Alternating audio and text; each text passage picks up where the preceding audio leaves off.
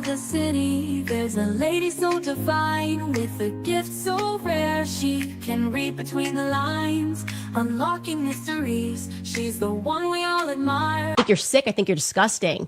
And I am fully prepared to take.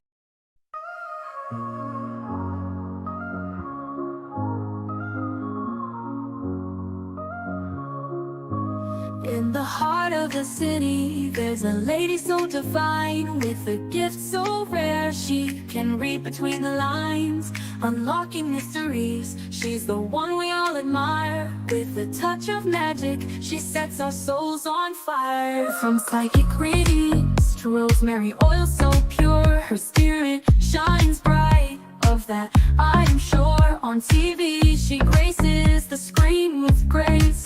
Her presence is a blessing in every time and place. Pop culture psychic, in tune with the stars.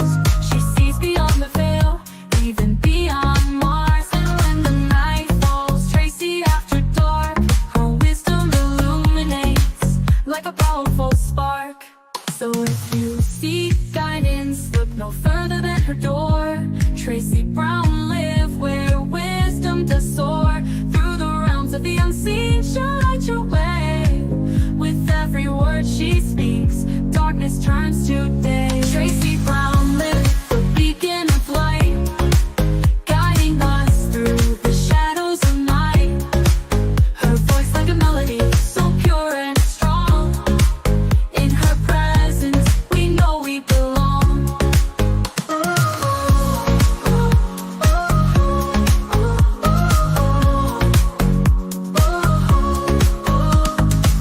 From psychic readings to rosemary oil so pure, her spirit shines bright.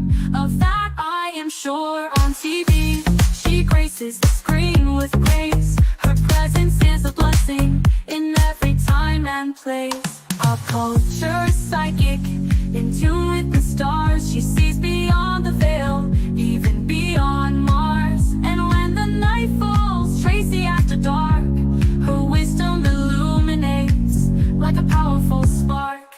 So if you seek guidance, look no further than her door. Tracy Brown live where wisdom does soar. Through the realms of the unseen, she'll light your way. With every word she speaks, darkness turns to day. Tracy Brown live, the beacon of light, guiding us through the shadows of night. Her voice like a melody, so pure and strong. In her presence, we know we belong. Tracy Brown live, the beacon of light, guiding us through the shadows of night.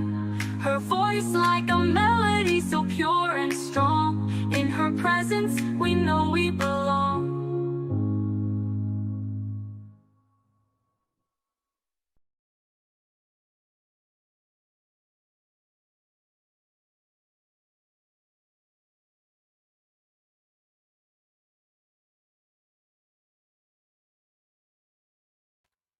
Hey, y'all. How are y'all doing?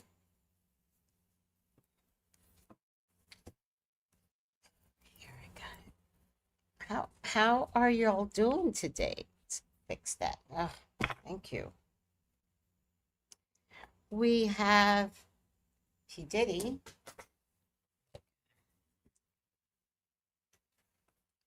That is going to speak at his own sentencing. So that should be interesting. So I'm going to see what he has to say. I wonder if he's going to have like remorse. What do you guys think? You think he's going to speak and like finally say, I'm sorry, without all the ... or I'm sorry, but you think he's just going to be like, I'm sorry, especially say I'm sorry to Cassie, to Mia? Think going to bring up any of those missing children that he's responsible for in that damn tunnel? I don't. Let me say hi to you guys. Let's start better. Hi, Jenny G. Hi, Carlito. How are you? Hi, beautiful baby. Oh, hi, Steven. Hi, Noel. Hi, Whitney Brown. Please make sure to like the live. Oh, thank you. I really appreciate that. No upvotes, no remorse. He's incapable. After seeing the letter he wrote, he will remain the same. He already wrote a letter? What? That's what I was like thinking. How come I didn't get that on my research? My TikTok research. Where else am I going to research? TikTok University. He already wrote a letter? He wrote to the judge. It was a mess. What?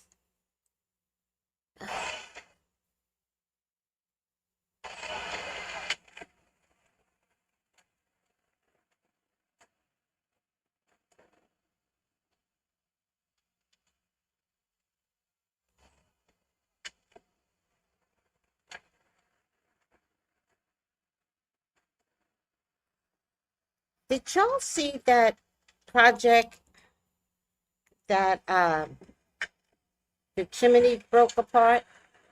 This is very scary.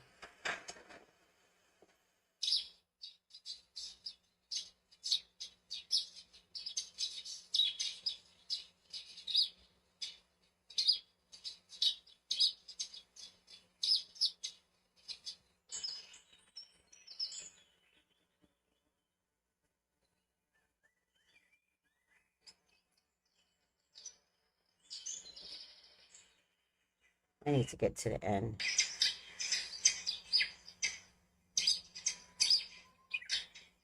All right. I don't have time for this. Diddy letter.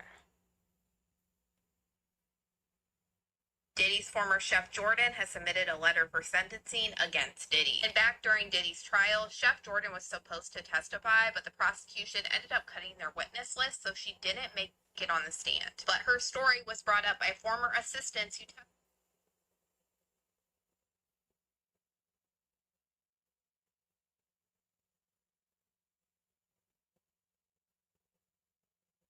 Well, let's start with this then. Power on. Gabagood speaker. Bluetooth pairing mode. Your Bluetooth device is connected.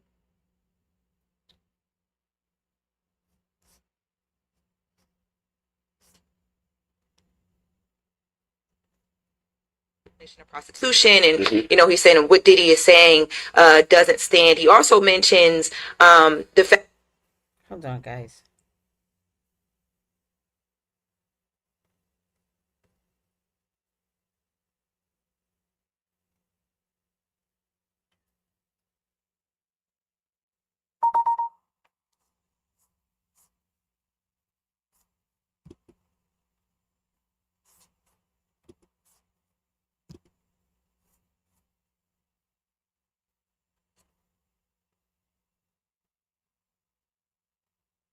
That Diddy's team kept leaning on. Last night, the judge in Diddy's case actually submitted his decision on whether Diddy's charges can be acquitted or if he can get a new trial, and he said no. So basically what the judge is saying is that Diddy's arguments that he's making in order to ask for these things don't stand. Some of the things that he mentioned in his letter, it was a 16-page letter that he submitted in response. He talked about, the whole back and forth around like with the definition of prostitution, and he's saying what Diddy is saying doesn't stand. He also mentions the fact that Diddy's team kept leaning on. At the time that people were being transported, the intention wasn't to have sex. Remember, it was like, oh, we just were inviting them to enjoy time with conversation. And if they decided to do that, that was their choice. The judge also wasn't buying that as well. So the judge is saying that because of this, Diddy will have to go into sentencing, and he is not going to agree. So let me say this before 2010. During my time, I can say that I was extremely overworked, underpaid. sentencing drops. I do not think that Cassie cannot even enjoy her $20 million in peace. If this judge released Patriots, I have here the letter from Judge Subramanian, United States District Judge. Let me read this to you, Patriot. Something else I'm not surprised about. Young Miami is one of the many people, including. Okay, so we're talking all things Diddy trial. Sentencing is 2 days away. Ventura is All right. breaking her silence. I can't find the letter that he wrote. But what did he say, Noel? Oh my goodness. Wait, what happened? Oh, no arguing. He wrote to the judge. It was a mess. Okay, oh my God, the gas explosion in the Bronx. That's what it was? It was a gas explosion?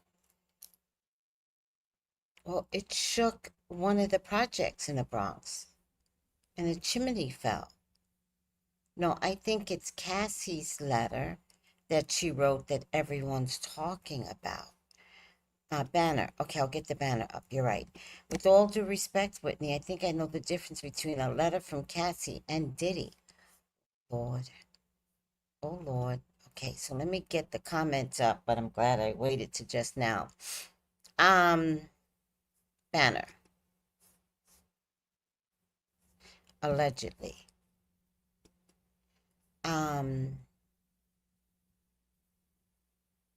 Big twist. Diddy asked to address the judge at his sentencing.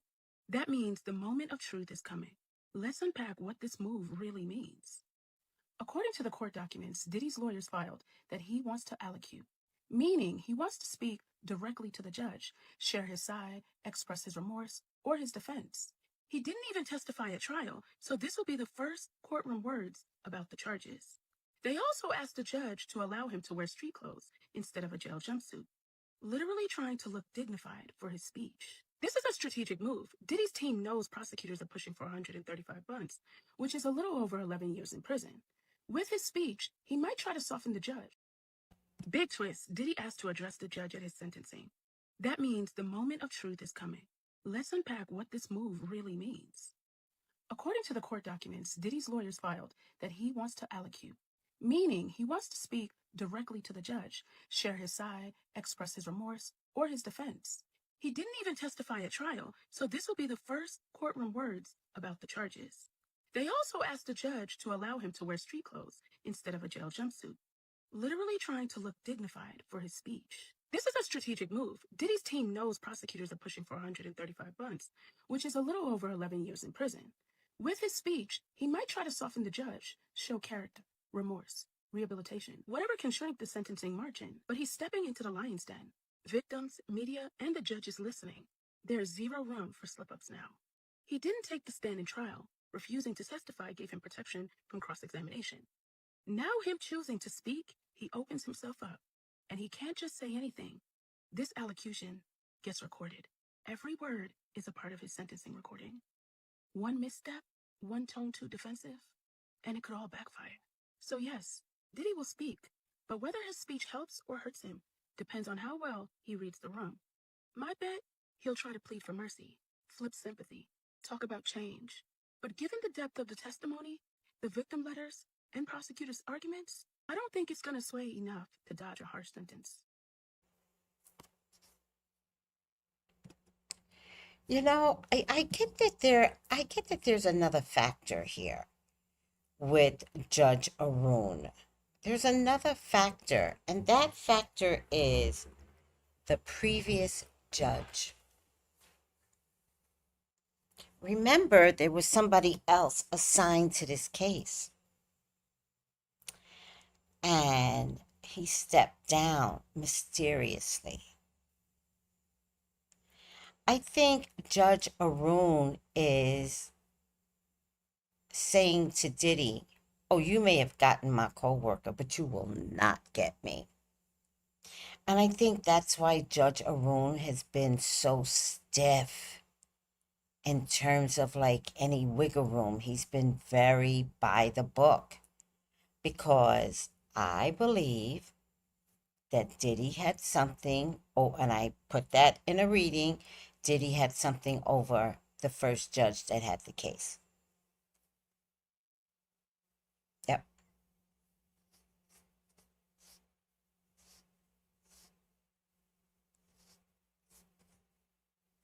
What you guys think? Hi. 16-page letter to the judge. God, I hope we don't have to sit through 16 pages of him denying everything.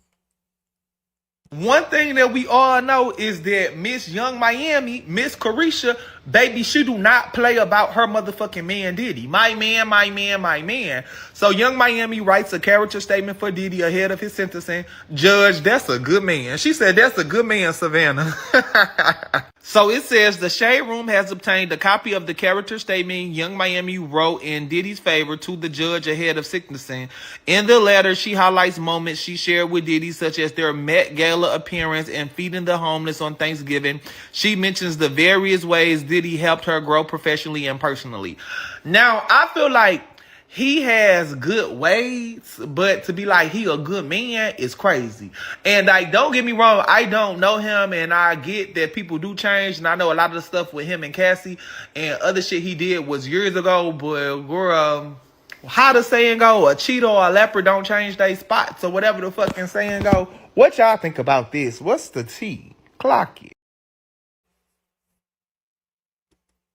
Clock it.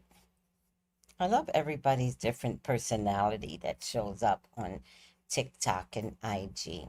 Diddy will be giving his final words at his sentencing hearing on Friday. Diddy has just let the judge know that he does want to address him and give a formal statement that is pretty common in sentencing hearings. And this is a big deal because this is the first time that we are going to hear Diddy speak since this court case got started, and this could either make or break him. This formal statement is the defendant's last words, and it's usually to show remorse about the situation that you were found guilty of, or talk about personal circumstances on why you believe you should be given a lenient sentence. And usually a judge does want to see some type of remorse for the situation. We're also learning that Diddy's former personal assistant, who testified under the pseudonym Mia, wants to show up in person at this sentencing hearing to give an impact statement against Diddy. And right now, Diddy is trying to fight against her being able to speak because he said he was found not guilty of the crimes that reference Mia. Diddy writes in opposition to the letter motion requesting that the person with the false name Mia speak at Mr. Combs' sentencing for charges in which she is not a victim. They claim that Mia was permitted to come into a courtroom, assume a fake identity, and lie about a defendant in a criminal case. She lied that she had physical contact with Sean Combs without her consent. She lied that she was a victim. Virtually everything that came out of her mouth was a lie. They go on to state that she is simply not a victim of anything. She had adult consensual physical contact with Sean Combs on a handful of occasions. Diddy's lawyers go on to say, well, how do we know this? The same way the jury knew, because her testimony was blatantly incredible in every way, as was the testimony of so many of the government witnesses. Moreover, that she is so eager to return to court when she plainly does not have to, and is not even entitled to. They go on to claim that this is a show for her. She got to lie. She got to testify with a false identity. She got to try out her fake voice for a jury of savvy New Yorkers. She also saw the consequences of lying to the jury. They don't believe you. This is just my opinion, but I do not feel like this letter is well worded at all before you are literally about to go to sentencing, when you are supposed to have remorse in the statement that you are about to give, because you are literally basically saying all of these government witnesses were liars. Now, the government is saying that Mia's statement should only last about 5 minutes, but we are waiting for the judge to rule to see if Mia will be able to give this statement in person at Diddy's sentencing hearing. Even if Mia doesn't get to give this sentencing statement in actual court, she did already submit a letter to the judge. Another big thing that people are wondering is if Jane ever submitted a letter yesterday to the judge, since we know everybody else did. Because we know Jane is one of the people that Diddy was found guilty of. He was found guilty for the 2 Mann Act counts, and that was for Jane and Cassie Ventura. But as of right now, Jane has not submitted a letter for the sentencing hearing against Diddy. And at this point, it's unclear if she's going to give any statement at all, if she's going to write in a statement, or if she's going to show up in person to give a statement during the sentencing hearing. I assume since everybody already turned in their letters, we at least know that she is probably not turning in a letter like the rest of the people that did. But for now, y'all let me know what you guys think about all this in the comments.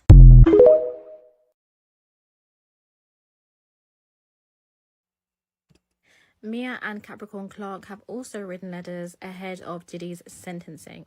And let's take a look at what they've said. Mia said that this letter has been excruciating to write. Other than during my testimony, I've never had the courage to discuss my abuse publicly. I began working with my abuser in my early 20s after I moved to NYC with only a mattress on my car and a dream in my heart. I was made to believe it was the opportunity of a lifetime to work for him. I was young and naive. From the start, my abuser preyed on that innocence, and what I thought was a once-in-a-lifetime opportunity gradually became a never-ending nightmare. I experienced manipulation, humiliation, coercion, and violence. I was groomed, exploited, and broken down.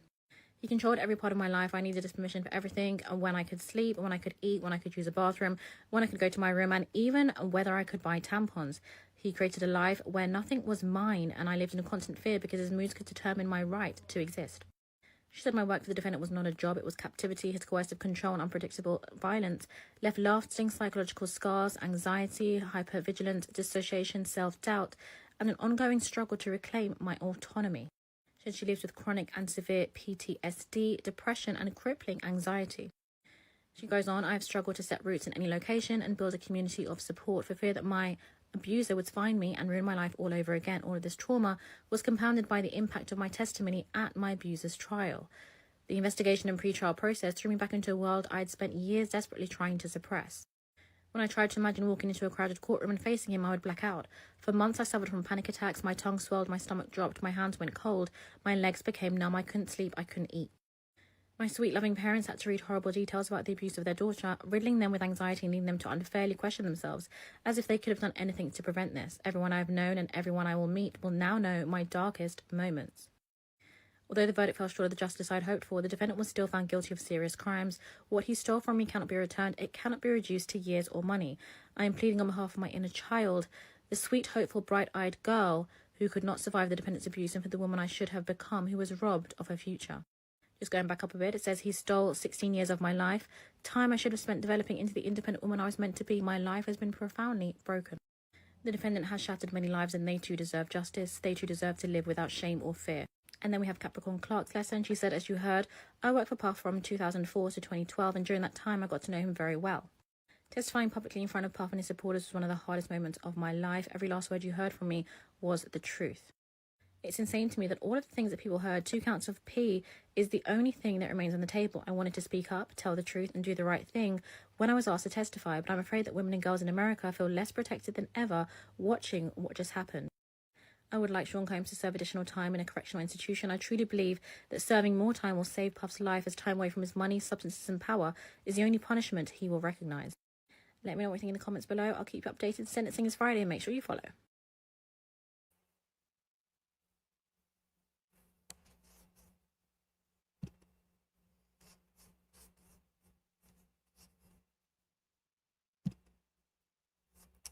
See the comments.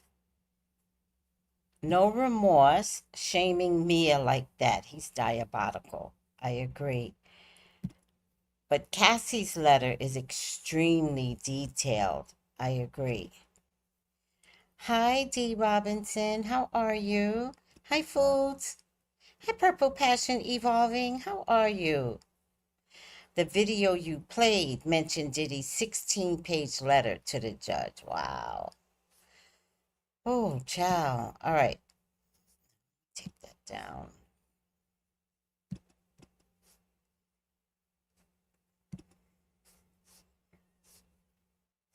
Stay with me.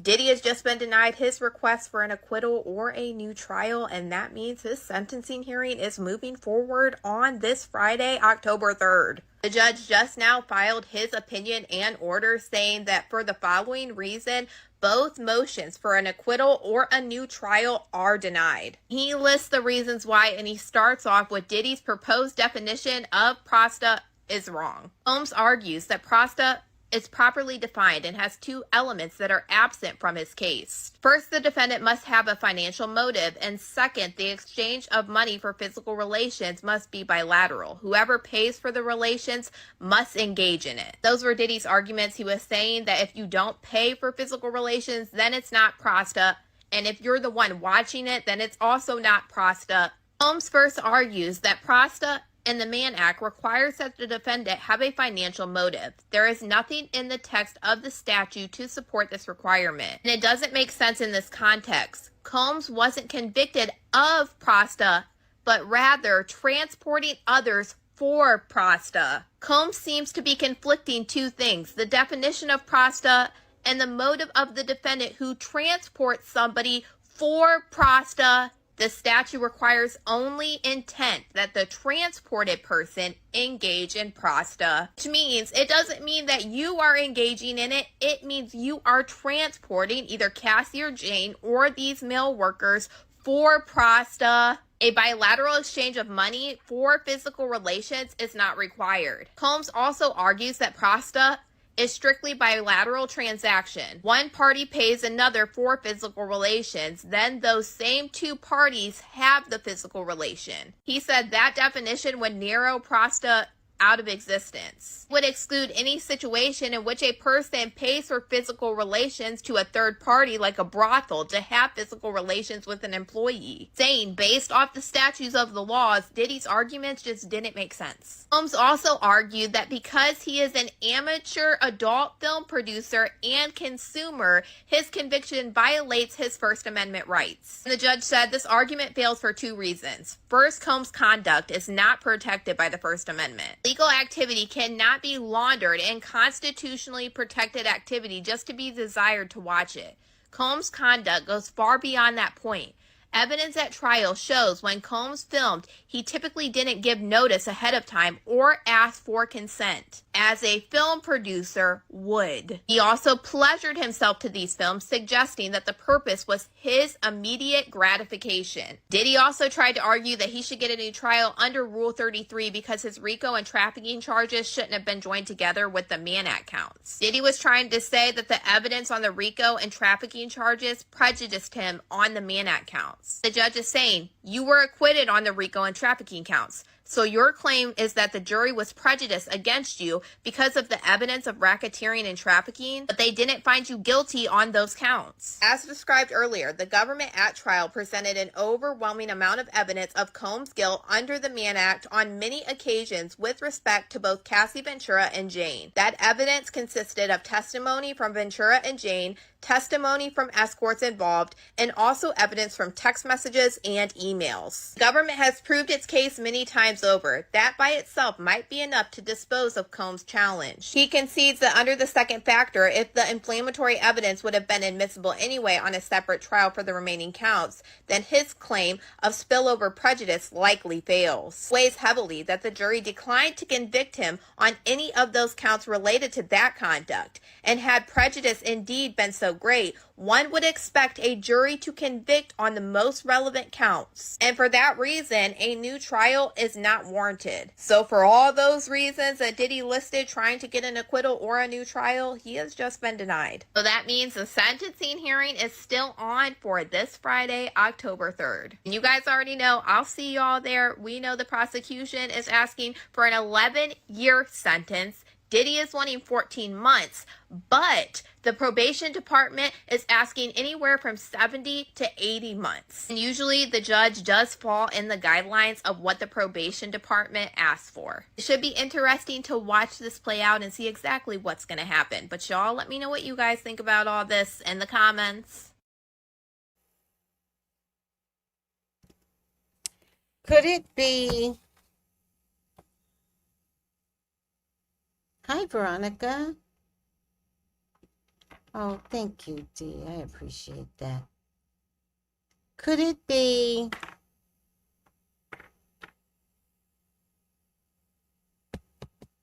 $11 per count? I can't see getting 5 years per count. That doesn't make sense to me. Could it be they're asking for 11 years per count? What do you guys think?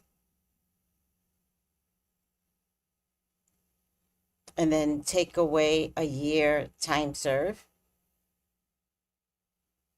What do you guys think?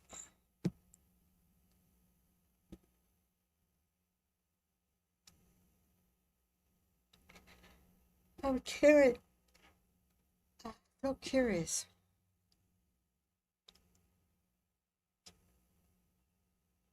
As Diddy's sentencing is on Friday, Cassie has written a victim impact statement. And in this statement, which I'll go through momentarily, she reveals that she is suffering from nightmares and flashbacks. Let's look at what she's said. She writes, I've been in a cycle of thought and then overthought writing this letter to you. If there is one thing I've learned from this experience, it is that victims and survivors will never be safe. Although I can hope for justice and accountability, I have come to not trust anything. I hope that your decision considers the truths at hand that the jury failed to see. For 4 days in May, while 9 months pregnant with my son, I testified in front of a packed courtroom about the most traumatic and horrifying chapter in my life. I testified that from age 19, Sean Combs used violence, threats and substances and control over my career to trap me in over a decade of abuse. He groomed me into performing repeated intimate acts with hired male intimate workers during multi-day freak-offs which occurred nearly weekly. I was forced into lingerie and heels, told exactly how to look and plied with substances and alcohol so he could control me like a puppet.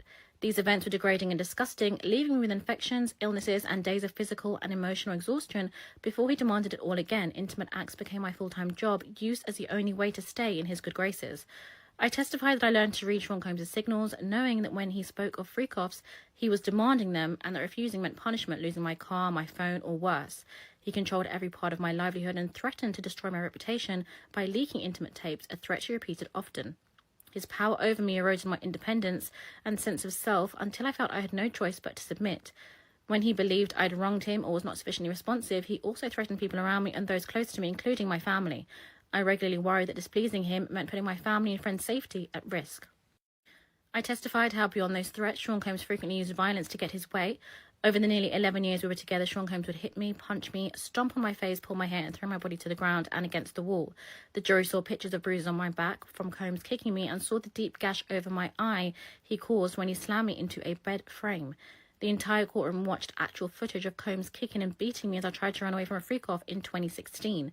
People watched this footage dozens of times, seeing my body thrown to the ground, my hands over my head, curled into a fetal position to shield me from the worst blows.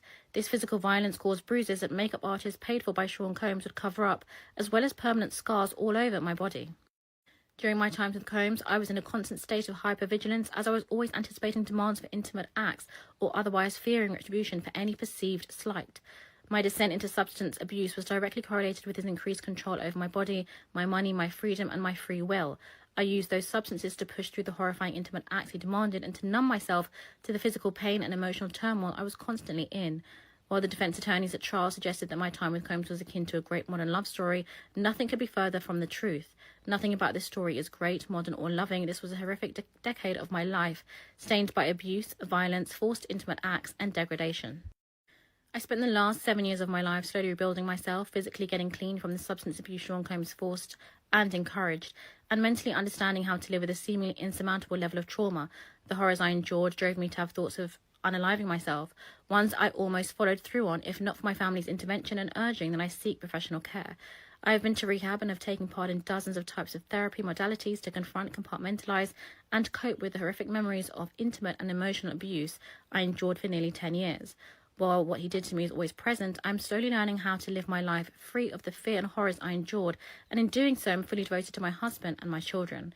I still have nightmares and flashbacks on a regular, everyday basis and continue to require psychological care to cope with my past. My worries that Sean Combs or his associates will come after me and my family is my reality.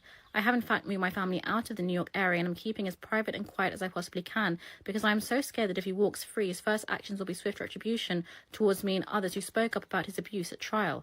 As much progress as I've made in recovering from his abuse, I remain very much afraid of what he is capable of and the malice he undoubtedly harbours towards me for having the bravery to tell the truth. His defence attorneys claim he is a changed man and he wants to mentor abusers. I know firsthand what real mentorship means, and this disgusts me. He is not being truthful. I know that who he was to me, the manipulator, the aggressor, the abuser, the trafficker, is who he is as a human. He has no interest in changing or becoming better.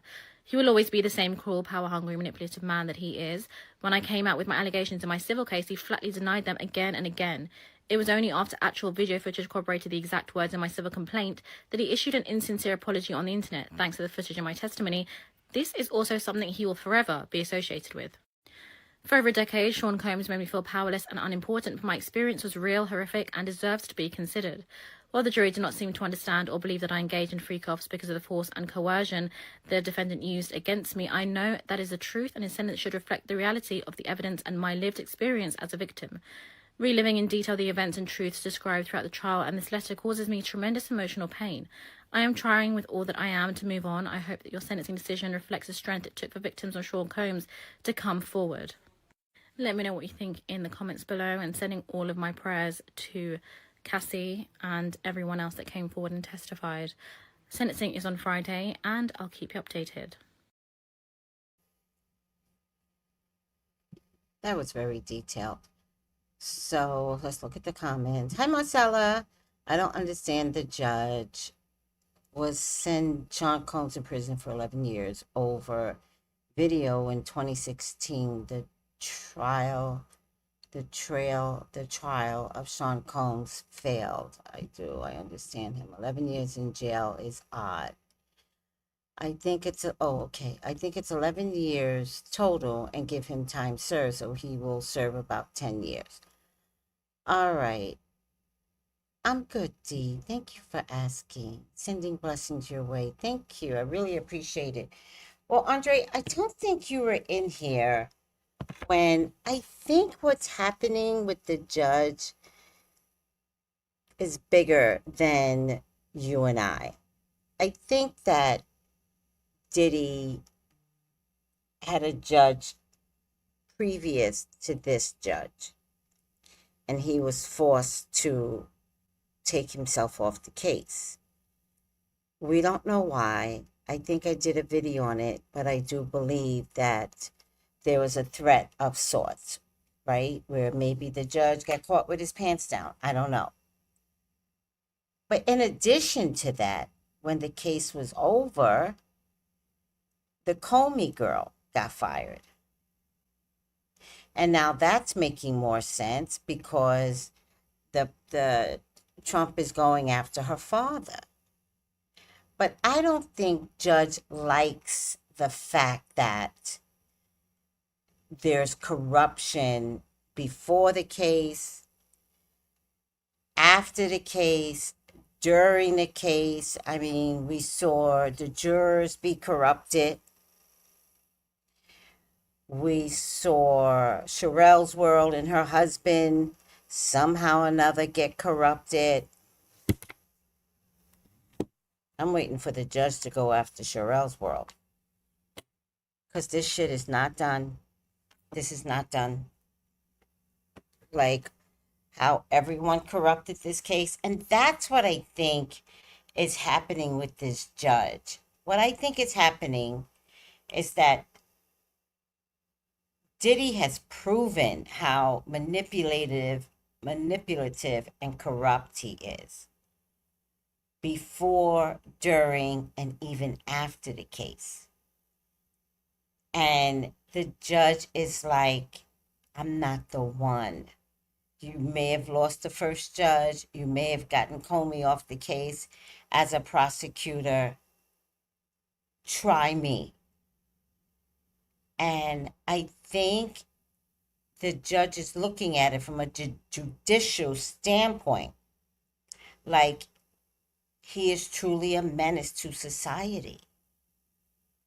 And I think from a judicial position, the judge is like, I can't put this man in the street and have him get out. And on top of that, he'll get time served. So the years will be less than. That's what I think is happening. I just think it's bigger than all of us. So it's not like, how could the judge give him 11 years? There's some inside shit that we are not privy to. And just a lot of manipulating stuff that Diddy has not gotten away with because of this judge. So the judge is playing it by the letter. He's a menace. He's just a menace. All right, sorry, guys.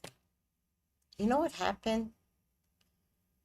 I'm just sleepy, but I think I keep forgetting I have low electrolytes. And so I just need to make my electrolyte juice tonight.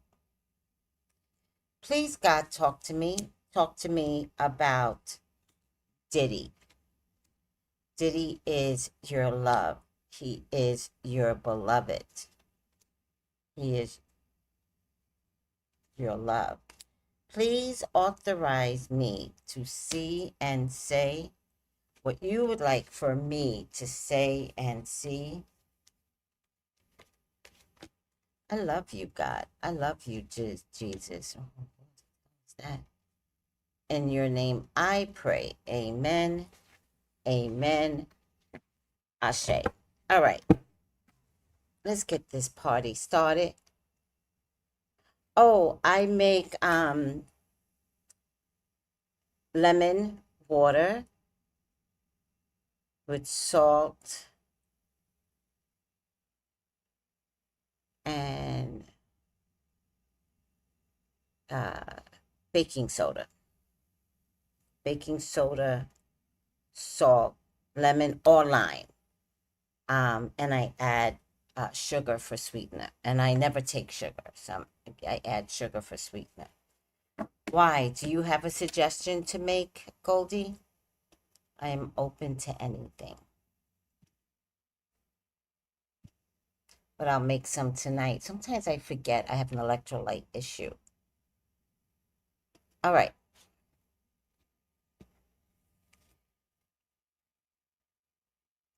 What will Diddy say at trial? That's what I'm really looking at.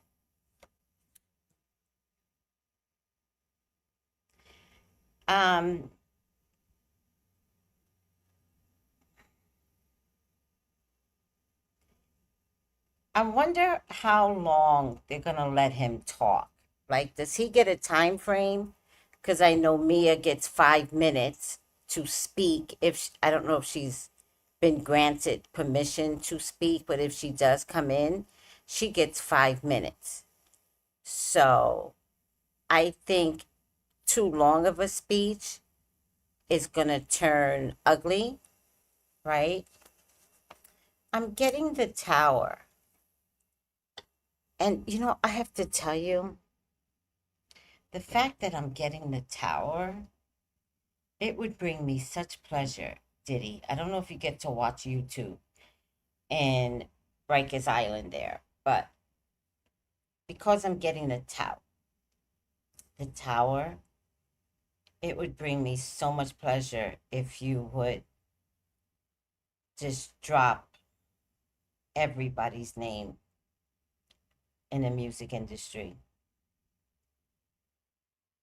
Everybody's. I think you're cooked, and I think at this stage of the game, you're going to get the 11 years. I think there are people here that did not help you. I don't know who is helping you because these lawyers are very expensive. So I know somebody is helping you, but I'm just kind of thinking, wouldn't it be amazing, Diddy, if you dropped names and then said, I'll sign a document right now, go get these people, because I've got so much information on them. I would love you for that. I think as a Black man, these people expect you to stay quiet and eat dirt. And they've made promises to you that did not come through. So I think it would behoove you if you were like, fuck everybody. I'm going to literally save myself. I would love you for that. I would think it would be the one honest moment in your life. So, do it.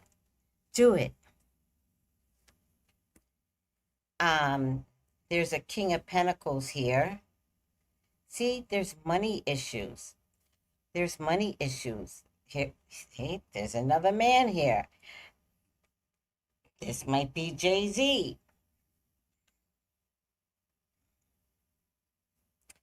I think he wants some people to go to jail with him.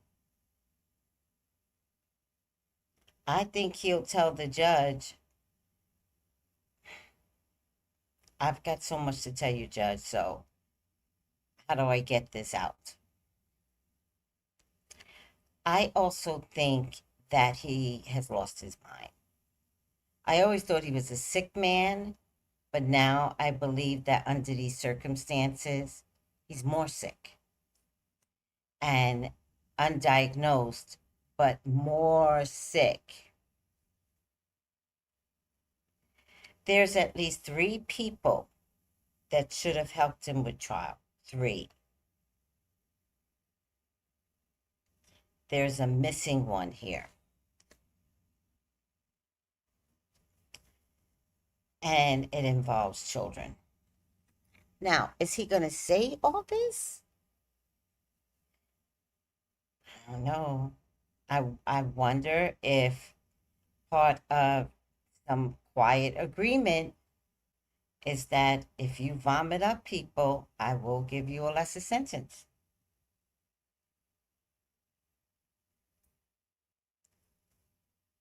How old is he? 60? He'll be 71 when he gets out, but if he vomits up people, he could be out in his 60s. He might get 8 years. 55? He'll be fine. Give him the whole 10 years. He'll be fine. We need a break for 10 years. Diddy, go to jail. You're just 55. You'll survive. No, I don't. Thank you, Goldie. I don't think Diddy wants to give names. I think nearing the end of the trial, he sees, which is very common, that no one had his back. Like the powerful people did not have his back. And I think he's got some names to throw up. So, I think he's going to throw up some names. At first I thought he was going to cry, but I don't see him crying. The Tower card does show up. So, the only thing that could happen with the Tower is that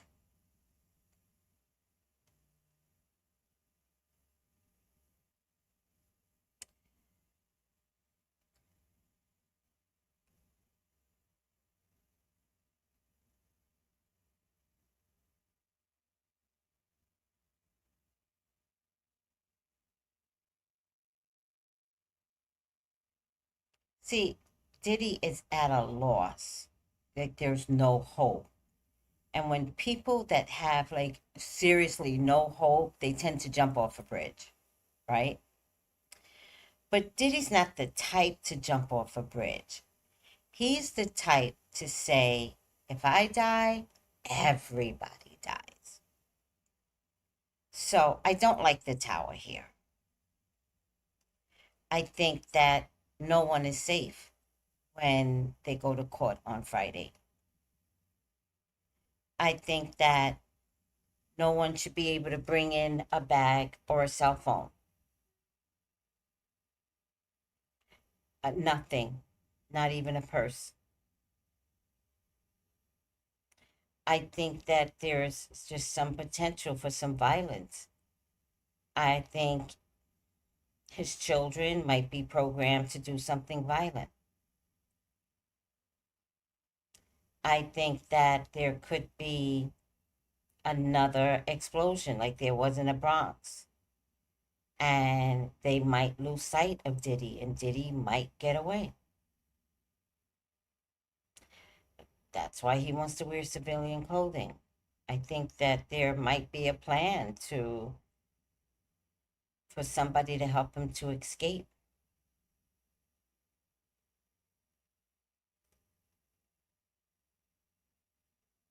Well, I think not even a purse should come.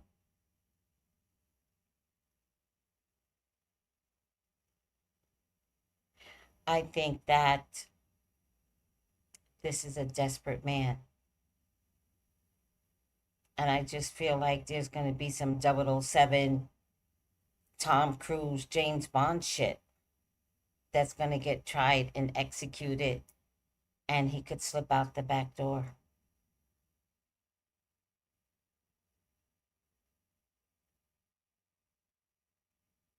I hear you. I believe it's on lock, but then who's on the take inside then? Like, what correction officer might want to do this? I don't know. I know when I get the tower don't play. So there could be because you know what else I'm getting? I'm getting confusion. So why am I getting confusion? And then the tower, and that tells me that somebody's in the works to help free him, right? Maybe these two men, right? This is the legal system. This is literally in court. That's one scenario. The other scenario is that this man is so sick, mad, like he's like mad or angry from being in jail for so long and not eating and not sleeping. And I think that he could vomit on everyone.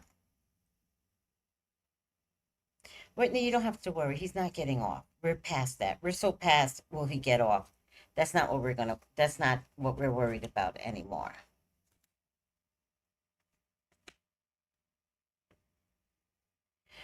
We're not worried about it, but his last resort is, can Trump get him off? Now, okay, so that brings us to a third scenario, right? The third scenario could be he gets sentenced, and then Trump goes on national TV and says, I commute his sentence.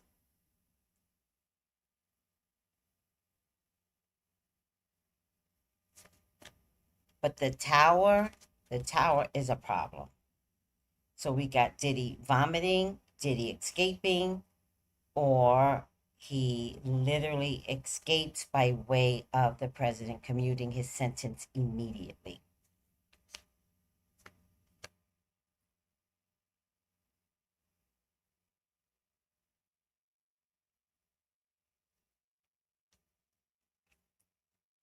Here this man is again.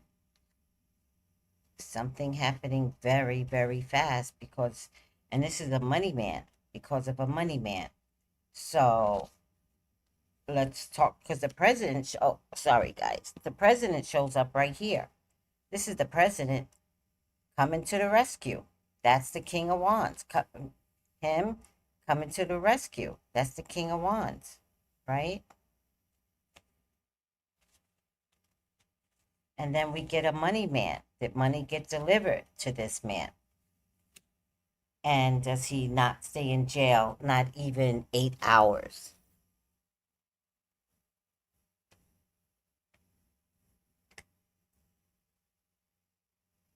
I mean, these Epstein buddies might stick together.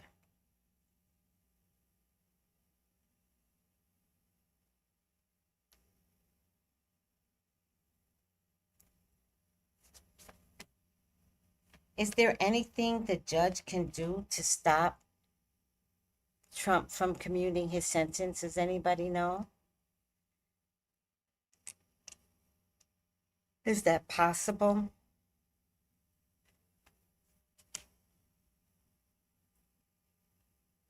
Because whatever this is, if this has to do with money, this isn't P. Diddy money.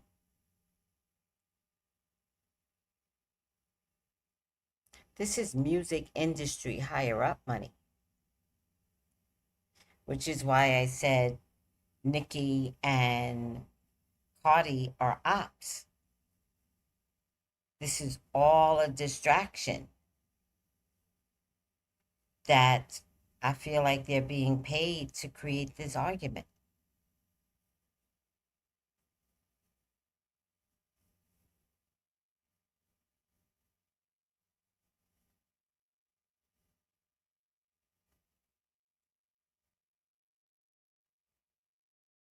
Oh, I get it, Whitney, of course. I got you. Yes. Whitney was saying that's what I was talking about, Tracy, that the orange would let him off. Time is up. There could be some weird contractual agreement to let him off, but I got a little warning. I have a little warning. If the president lets him off, it's a wrap. It's a wrap.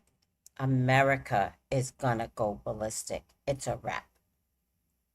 And not black folks. White folks are gonna be like, everybody's in the Epstein files. Like, it's gonna prove their point if the president does this. So it'll be interesting to see what happens. What happens? All right. Do you guys have anything to say? I don't think I have my final outcome cards. I gotta get up and get it. Be right back.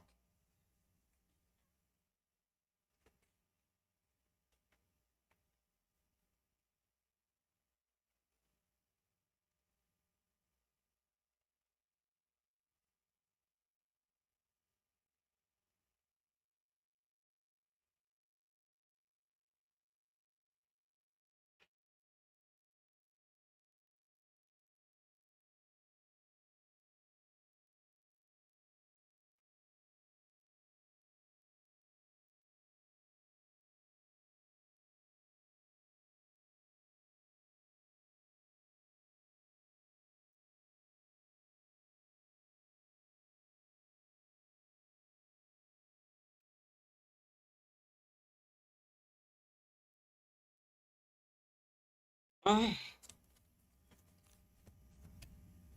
right. Get this final outcome. The only thing I can tell you is that I think we should expect a shocker to come through. That's what we should expect.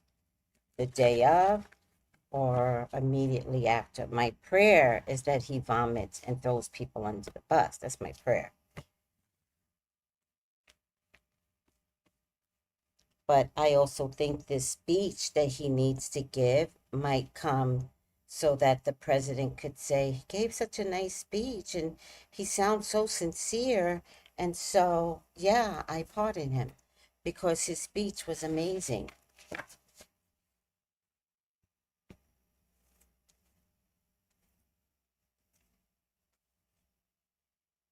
Oh,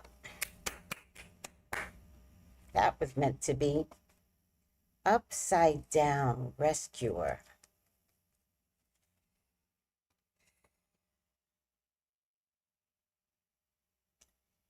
Assumes that the rescued will be reciprocated, keeps the rescue one needy.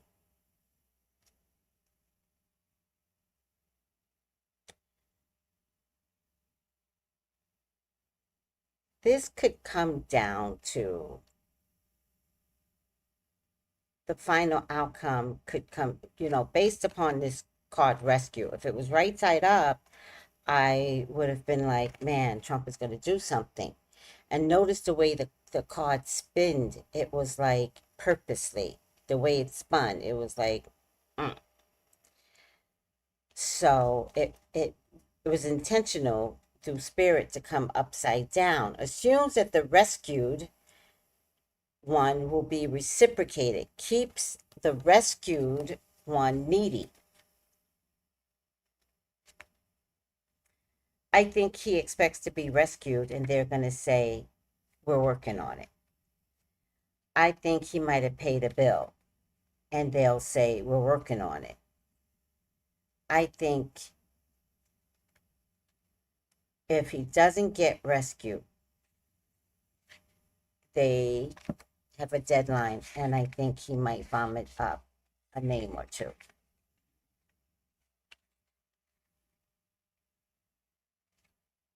Shadow rescuer assumes that the rescue party will reciprocate, aims to keep the rescued one needy. The Calgary's not coming, Diddy. It's not coming.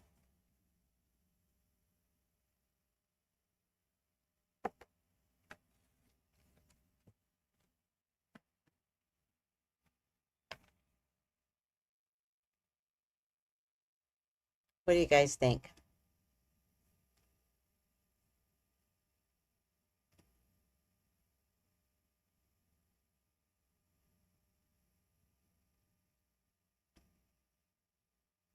Orange is an idiot, but I don't think he'll touch Diddy at this point. I think with Charlie Kirk incident, I don't think he can afford to touch Diddy either. All right. I think he's toast too, and my only prayer is that he vomits. But the tower tells me he's going to pull a name out of the hat, and it's not going to be pretty. So, all right, guys. Let me go make my electrolyte juice. I love you all. Thanks for sticking by me. If anybody needs a reading, what time is it? It's still early. So if anybody needs a reading tonight, this is my number. Just text me, 213-458-7408. Text me for your own personal reading. Take it easy, everyone. Bye.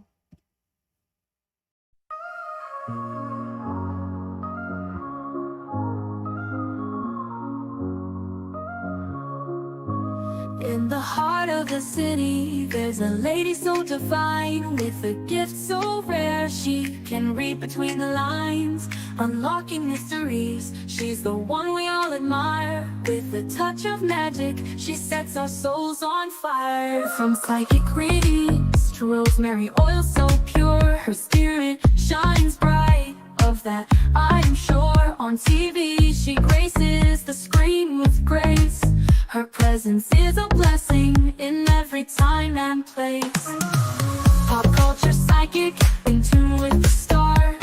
She sees beyond the veil, even beyond Mars. And when the night falls, Tracy after dark, her wisdom illuminates like a powerful spark. So if you seek guidance, look no further than her door. Tracy Brown live where wisdom does soar. Through the realms of the unseen, she'll light your way. With every word she speaks, darkness turns to day. Tracy Brown live, the beacon of light, guiding us through the shadows of night. Her voice like a melody, so pure and strong. In her presence, we know we belong.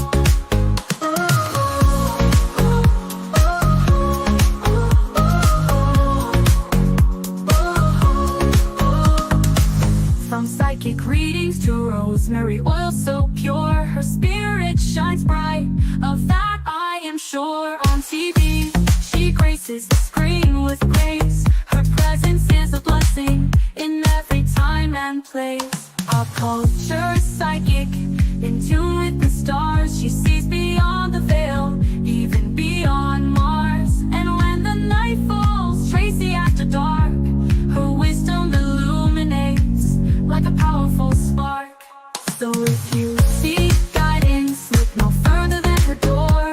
Tracy Brown live where wisdom does soar. Through the realms of the unseen, she'll light your way.